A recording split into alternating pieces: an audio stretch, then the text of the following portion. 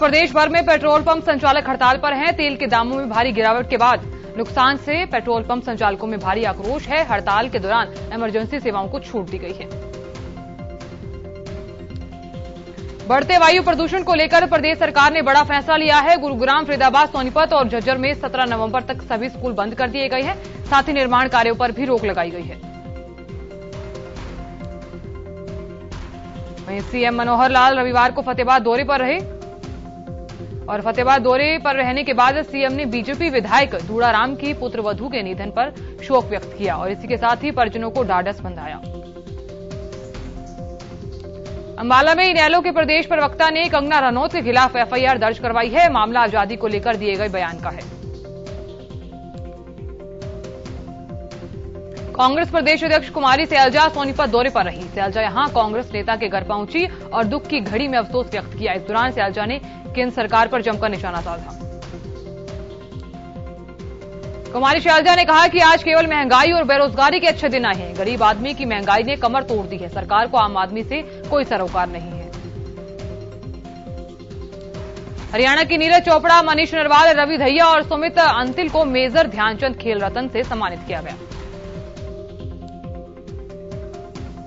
वहीं हरियाणा के योगेश कथुनिया, हरविंदर सिंह, सुरेंद्र पालड़, सिंहराज अधाना, सुमित कुमार, दीपक पूनिया, मोनिका मलिक और संदीप नरवाल को अर्जुन अवार्ड से सम्मानित किया गया। खिलाड़ियों के साथ प्रशिक्षकों को भी सम्मानित किया गया। कोच सरकार तलवाड़, असन कुमार को द्रोणाचार्य लाइफ टाइम अवार्ड से नवाजा गया। साथ ही प्रीतम सिवाज को भी द्रोणाचार्य अवार्ड से सम्मानित किया गया। वहीं हरियाणा के पहलवान श्री सज्जन सिंह को major Dhyanchand lifetime achievement award से सम्मानित किया गया। सज्जन सिंह ने हरियाणा और देश को अनेकों राष्ट्रीय अंतर्राष्ट्रीय के पहलवान दिए हैं।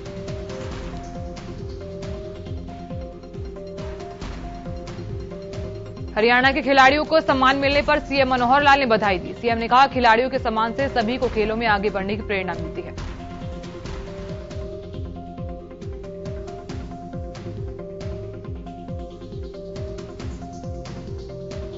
स्वामी धर्मदेव के जन्मोत्सव पर कार्यक्रम का आयोजन किया गया, जिसमें सीएम मनोहर लाल बतौर मुख्य अतिथि शिरकत करने पहुंचे। कार्यक्रम के दौरान मुख्यमंत्री ने मनुष्य तू बड़ा महान गीत के बोल गुनगुनाए। सीएम ने कहा, ऐसे कार्यक्रम हमें संस्कृति और सभ्यता से जोड़ते हैं। वहीं सीएम मनोहर लाल गुरुग्राम के दौरे पर रहे। इस दौरान सीएम ने welfare centre for person with speech and hearing impairment का दौरा किया। सम्मानित खिलाड़ियों को बधाई भी दी। उधर सीएम मनोहर लाल फतेहाबाद के दौरे पर रहे। सीएम ने बीजेपी विधायक दूड़ाराम की पुत्रवधू के निधन पर शोक व्यक्त किया और परिजनों को ढाढस बंधाया। हरियाणा में अवैध तरीके से अखाड़ों में महिला खिलाड़ियों पर हो रहे आपराधिक मामलों को लेकर खेल मंत्री संदीप सिंह ने कहा कि जल्द ही अवैध रूप से चल रहे कुश्ती अखाड़ों को सरकार बंद करेगी। हाल ही में सोनीपत में एक अखाड़ा संचालक ने एक महिला कुश्ती खिलाड़ी और उसके भाई की गोली मारकर हत्या कर दी थी, जिस पर खेल मंत्री संदीप सिंह ने कहा कि सरकार जल्द ही एक पहल करेगी, जिसमें सिर्फ मान्यता प्राप्त कुश्ती के अखाड़े ही चल पाएंगे। उन्होंने कहा, अखाड़ों में खिलाड़ियों की सुरक्षा और निगरानी के लिए सीसीटीवी कैमरे लगाए जाएंगे, ताकि खिलाड़ियों के साथ होने वाले आपराधिक घटनाओं को रोका जा सके। संदीप सिंह ने कहा, हरियाणा की खेल नीति देश में सबसे अच्छी है, जिसे गुजरात, राजस्थान जैसे दूसरे राज्य फॉलो कर रहे हैं। वहीं संदीप सिंह ने कहा, पहली बार खेल रत्न, अर्जुन अवार्ड, भीम अवार्ड और अन्य अवार्ड प्राप्त करने वाले खिलाड़ियों को सरकार प्रति महीना 20,000 रुपए पेंशन देने का काम करने जा रही है। उन्होंने कहा, खेलों के लिए हरियाणा सरकार न सिर्फ खिलाड़ियों को इनाम राशि बहुत अच्छी देती है, बल्कि खिलाड़ियों को सरकारी नौकरियां भी दे रही है। कृषि एवं पशुपालन मंत्री जेपी दलाल ने लोहारू हलके के कई गांवों का दौरा कर सिवानी की अनाज मंडी का औचक निरीक्षण किया। निरीक्षण के दौरान मूंग की खरीद में अनियमितताएं मिलने पर कृषि मंत्री हैफेड के परचेजर राजवीर दलाल को निलंबित करने के आदेश दिए और अधिकारियों को पारदर्शिता के साथ मूंग की खरीद करने के निर्देश दिए गए। इस दौरान कृषि मंत्री ने कहा, लापरवाही किसी सूरत में सहन नहीं की जाएगी। सरकार की ओर से एमएसपी पर मूंग खरीदने के आदेश हैं। कृषि मंत्री ने कहा, औसत से कम उपज होने पर किसानों को सरकार द्वारा भरपाई करने की नई पहल की गई है। उन्होंने बताया, चने की फसल में औसत से कम पैदावार की भरपाई के लिए सिवानी क्षेत्र के किसानों के लिए 35.63 करोड़ के क्लेम मंजूर किए गए हैं। उधर रोहतक में राज्य स्तरीय सम्मान समारोह का आयोजन किया गया। इस दौरान प्रदेश के विख्यात कलाकार और मुख्यमंत्री के ओएसडी गजेंद्र फोगाट को कला रत्न अवार्ड से सम्मानित किया गया। इस अवसर पर प्रदेश के वरिष्ठ कलाकार रघुविंदर मलिक, महावीर गुड्डू, रणबीर बड़वासनिया, रामकेश जीवनपुर और संस्था की चेयरमैन डॉक्टर सुलक्षणा ने उन्हें सम्मान प्रदान किया। उधर डिप्टी सीएम दुष्यंत चौटाला ने शनिवार को सोनीपत के समारोह में शिरकत की। इस दौरान उन्होंने बताया, हरियाणा में 5000 ग्राम पंचायत को फॉगिंग मशीनों के वितरण के लिए चिन्हित किया गया है। वहीं इस मौके पर दुष्यंत चौटाला ने किसान आंदोलन को लेकर कहा, सरकार किसानों से बातचीत के लिए पूरी तरह से तैयार है। उन्होंने कहा, किसान आगे आते हैं तो वो खुद सरकार और किसानों की बात करवाएंगे। दुष्यंत चौटाला ने कहा कि सरकार ने हाई पावर कमेटी बनाई थी, लेकिन जथेदारी कमेटी से बातचीत करने ही नहीं पहुंचे थे। उन्होंने कहा, जिस तरह से देश और हरियाणा में गतिविधियां बढ़ रही हैं, इससे साफ पता चलता है कि किसान आंदोलन को तो नुकसान हो ही रहा है, साथ ही आपसी भाईचारा भी खराब हो रहा है।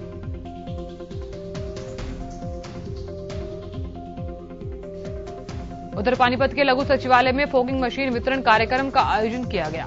कार्यक्रम में डिप्टी सीएम दुष्यंत चौटाला भी शामिल रहे। कार्यक्रम में पानीपत के लिए मशीनों का वितरण किया गया।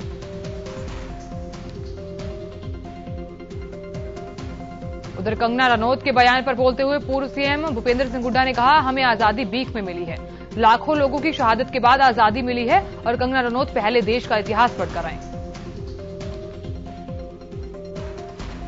वहीं पराली जलाने के मुद्दे पर हुड्डा ने किसानों का समर्थन करते हुए कहा, किसान अगर पराली ना जलाएं तो क्या करें। हुड्डा ने कहा, सरकार किसानों से पराली क्यों नहीं खरीदती। हरियाणा में कोरोना पर काबू पाने के लिए स्वास्थ्य विभाग की कोशिशें जारी है। बीते एक दिन की अगर बात की जाए तो कोरोना संक्रमण के कुल 14 नए मामले सामने आए हैं। प्रदेश के 19 जिलों में कोरोना का एक भी मामला सामने नहीं आया। साथ ही कोरोना के 5 मरीज रिकवर होकर घर लौटे हैं। नए मामलों में पुष्टि के बाद प्रदेश में कोरोना के एक्टिव केसों की संख्या 126 हो गई है। कोरोना को हराने के लिए वैक्सीनेशन पर जोर दिया जा रहा है। बीते दिन में पहली और दूसरी डोज मिलाकर कुल 47,809 लोगों का वैक्सीनेशन किया गया।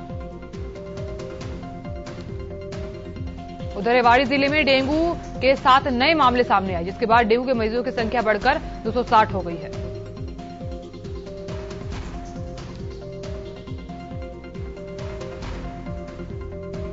सोनीपत रेलवे स्टेशन पर रविवार को 2 मालगाड़ी खाद लेकर पहुंची, जिसमें आईपीएल कंपनी की 68,000 बोरी और एनएफएल कंपनी की 68,000 बोरी थी।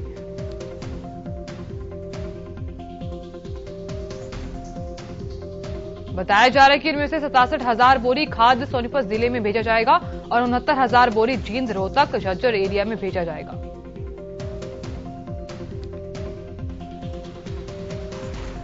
टोक्यो ओलंपिक में कुरुक्षेत्र के सुरेंद्र कुमार पालड़ ने शानदार प्रदर्शन के बाद उन्हें अर्जुन अवार्ड से नवाजा गया। सुरेंद्र ने साल 2011 में ही जूनियर हॉकी टीम में अपनी जगह बनाते हुए प्रदेश की टीम को जीत दिलवाकर 50 साल का रिकॉर्ड तोड़ा था।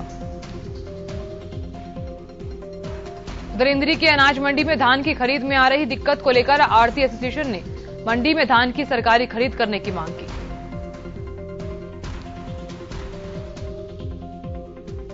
इस दौरान आढ़तियों ने मार्केट कमेटी के सचिव पर अभद्रता का आरोप लगाकर मार्केट कमेटी कार्यालय परिसर में विरोध प्रदर्शन कर सचिव के खिलाफ कार्रवाई की मांग की।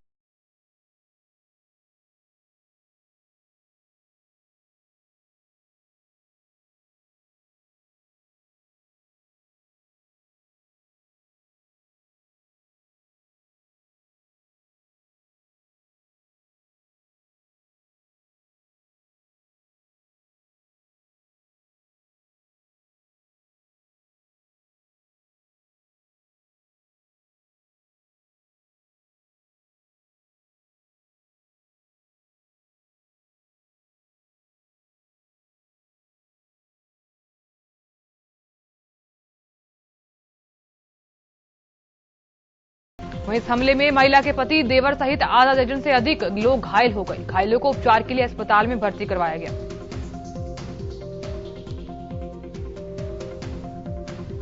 वहीं इस वारदात को अंजाम देने वाले महिला के ससुराल से बंदूक, गोलियां व करीब 50,000 की नकदी सहित अन्य सामान लूट ले गई। इस घटना के बाद पुलिस मौके पर पहुंची और कार्रवाई शुरू कर दी।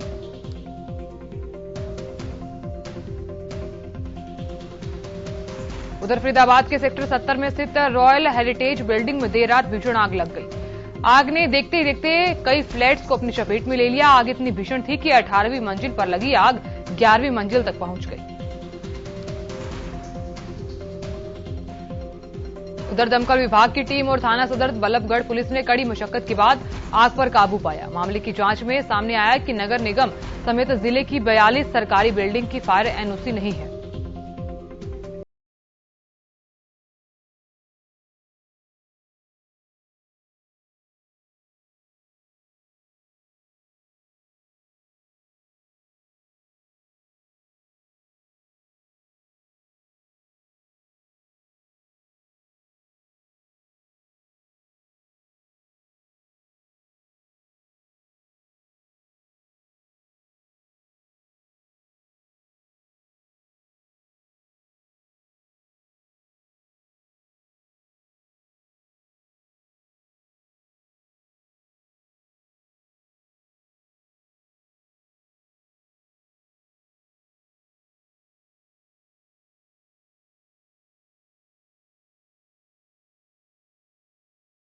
समाज द्वारा गांव ढूंढसा में सामूहिक विवाह कार्यक्रम आयोजित किया गया, जिसमें 16 जोड़ों का विवाह करवाया गया। इस मौके पर विधायक नैनपाल रावत ने परिणय सूत्र में बंधे 16 जोड़ों को शुभकामनाएं दी। इस दौरान उन्होंने कहा, प्रजापति समाज के लिए एक सुंदर भवन का निर्माण गांव में करवाया जाएगा, जिसमें जरूरतमंद लोगों की बेटियों की शादी करवाई जाएगी। नैनपाल रावत ने कहा, प्रजापत समाज द्वारा लगातार चौथी बार सामूहिक विवाह कार्यक्रम का आयोजन किया गया। अन्य समाजों को भी इससे सीख लेनी चाहिए, क्योंकि ऐसा करने से जहां खर्चा कम होता है।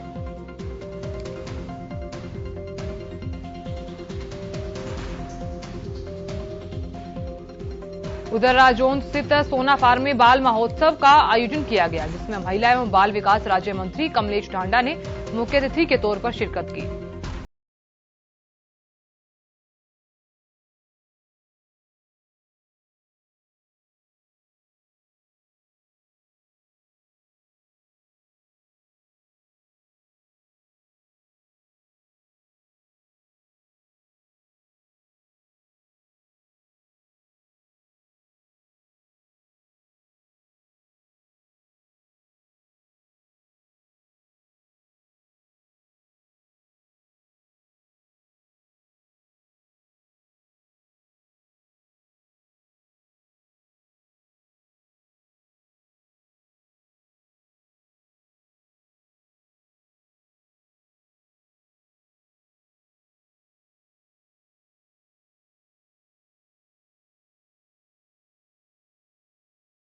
ने हरियाणा में 26 नवंबर और 6 दिसंबर को बम धमाकों की धमकी दी है। चिट्ठी में हरियाणा के सीएम, राज्यपाल और मिलिट्री कैंप को निशाना बनाने की बात भी कही गई है, जिसके बाद से सुरक्षा एजेंसियां हाई अलर्ट पर हैं।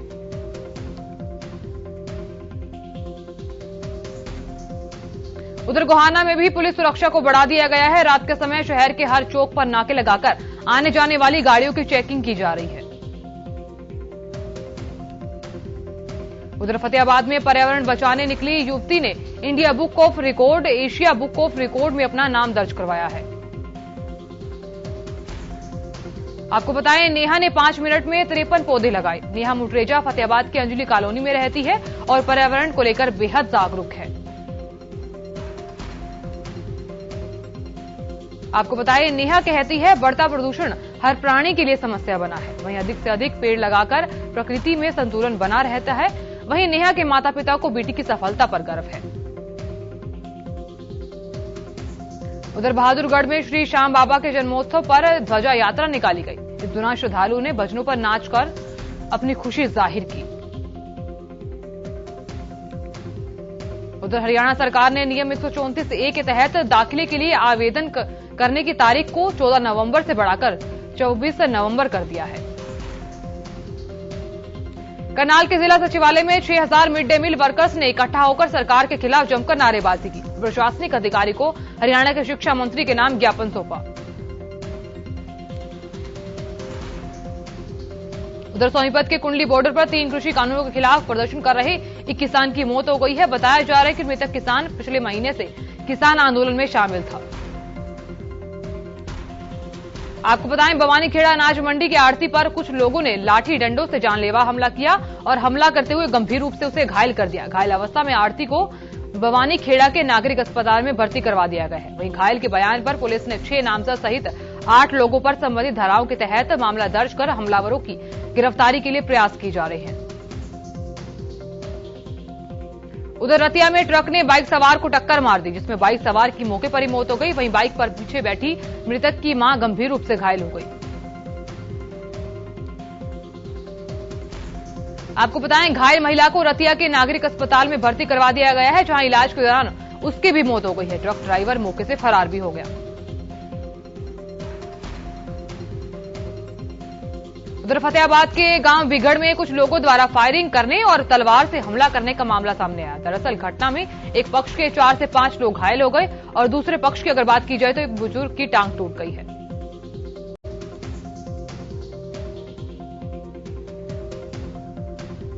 उधर फतेहाबाद के इस मामले को देखते हुए घायलों का आरोप यह है कि युवकों ने डंडे और तलवार से उन पर हमला किया। वहीं घटना की जानकारी मिलने के बाद पुलिस मौके पर पहुंची और एक युवक को हिरासत में लेकर मामले की जांच में जुट गई। उधर बहादुरगढ़ की कई कॉलोनियों में पीने के पानी की समस्या को लेकर महिलाओं ने मटके फोड़कर विरोध प्रदर्शन किया। इस दौरान महिलाओं ने सरकार विरोधी नारेबाजी की। वहीं महिलाओं को कहना है कि पिछले 6 दिन से शहर की कई कॉलोनियों में पीने के पानी की सप्लाई नहीं हो रही। महिलाओं ने अधिकारियों से दिन में 2 बार पानी की सप्लाई करने की मांग की है। उधर सोनीपत के गांव हलालपुर में पहलवान निशा और उसके भाई सूरज की हत्या के मामले में पुलिस ने आरोपी पवन और सचिन को कोर्ट में पेश कर 3 दिन की रिमांड पर लिया है। आपको बताएं, पुलिस ने आरोपियों से पूछताछ के लिए कोर्ट से 5 दिन की रिमांड पर मांग की थी, लेकिन न्यायाधीश रेणु सोलंकी ने आरोपियों को 3 दिन की रिमांड पर भेज दिया है। वहीं वारदात में शामिल आरोपी की पत्नी सुजाता को 1 दिन की रिमांड पूरी होने पर जेल भेजा गया। उधर रेवाड़ी में एक दिव्यांग को बीपीएल कार्ड बनवाने के लिए दर दर भटकना पड़ रहा है। 2 साल तक चक्कर काटने के बाद भी नरेंद्र नामक व्यक्ति का बीपीएल कार्ड नहीं बन रहा। उधर रेवाड़ी के कुतुबपुर निवासी नरेंद्र दोनों पैरों से लाचार है। उनके दोनों पैर कटे हुए हैं और पत्नी की 6 महीने पहले मौत हो चुकी है। हाल ही की अगर बात की जाए तो उन्होंने सेशन जज के सामने गुहार लगाई है। सेशन जज ने उन्हें बीपीएल कार्ड बनवाने का आश्वासन दिया है। उधर सिरसा में स्वास्थ्य विभाग की टीमें वैक्सीनेशन अभियान को पूरा करने के लिए जी जान से जुटी है। टीका केंद्रों पर वैक्सीनेशन के बाद स्वास्थ्य विभाग की टीमें घर घर दस्तक दे रही हैं। इस अभियान के तहत विभाग की 100 टीमें घर घर पहुंचकर पात्र लोगों का वैक्सीनेशन कर रही हैं। जिले में पिछले 4 दिनों में लगभग 19,000 लोगों का टीकाकरण किया गया है। गोहाना जींद रोड पर कृषि विभाग के अधिकारियों ने खाद बीज विक्रेताओं की दुकानों पर पहुंचकर डीएपी खाद का स्टॉक चेक किया। इस दौरान कृषि विभाग के अधिकारियों ने एक दुकानदार को नोटिस जारी कर जवाब मांगा। कृषि विभाग के अधिकारियों ने इस दौरान करीब 12 खाद बीज विक्रेताओं के गेहूं के बीज और दवाइयों के सैंपल लिए। अधिकारियों ने कहा, सैंपल फेल आने पर दुकानदार के खिलाफ कार्रवाई की जाएगी। वहीं डीएपी खाद को लेकर किसानों को लगातार परेशानियों का सामना करना पड़ रहा है। वहीं किसानों का आरोप यह है कि हमें ना तो टोकन दिया जा रहा है और ना ही हमें खाद दी जा रही। उधर अंबाला पुलिस ने अंबाला रेंज की आईजी भारती अरोड़ा के चलाए गए नशाखोरी और सट्टेबाजी के खिलाफ अभियान को अंजाम तक पहुंचाने के लिए कार्रवाई शुरू कर दी है। वहीं संदर्भ में एसएचओ नरेश शर्मा ने हाउसिंग बोर्ड पुलिस चौकी में डेहा बस्ती और गवाल मंडी के नुमाइंदों को बुलाकर उनसे सहयोग की अपील की। उन्होंने कहा, पुलिस अकेली चाहे तो वो नशाखोरी और सट्टा खाई वालों से निपट नहीं सकती। उनके लिए गणमान्य व्यक्तियों के सहयोग की जरूरत पड़ती है। उधर पिहोवा में महिला के घर में घुसकर दुष्कर्म करने का मामला सामने आया। पीड़ित महिला ने पुलिस को अपनी शिकायत में बताया कि बीते दिनों एक व्यक्ति ने उसे अकेली पाकर जोर जबरदस्ती की और महिला से दुष्कर्म किया। उधर सोनीपत के खरखोदा में एक बॉक्सिंग अकेडमी में कोचिंग लेने वाली 22 वर्षीय लड़की की संदिग्ध हालत में मौत हो गई। काफी देर तक लड़की बाथरूम से बाहर नहीं आई, जिसके बाद मकान मालिक ने दरवाजा तोड़कर देखा तो लड़की बेहोश मिली। आपको बताएं, लड़की को फौरन अस्पताल ले जाया गया, जहां डॉक्टरों ने उसे मृत घोषित कर दिया। पुलिस ने शव को कब्जे में लेकर सिविल अस्पताल में पोस्टमार्टम करवाया है। फिलहाल पुलिस मामले की जांच कर रही है। उधर मणिपुर में सेना पर घात लगाकर हमला करने के बाद उग्रवादी संगठन पीपुल्स लिबरेशन आर्मी और मणिपुर नागा पीपुल्स फ्रंट ने इसकी जिम्मेदारी ली है।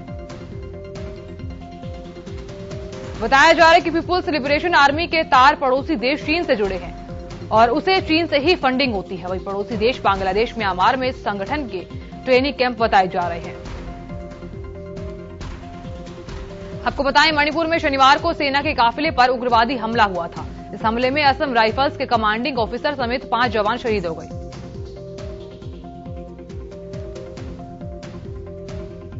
उधर T20 वर्ल्ड कप के फाइनल मुकाबले में जबरदस्त पारी खेलते हुए ऑस्ट्रेलिया ने इस साल ये खिताब अपने नाम कर लिया है। डेविड वार्नर और मिचेल मार्श की तूफानी पारियों के दम पर ऑस्ट्रेलिया ने T20 वर्ल्ड कप पर कब्जा कर लिया है।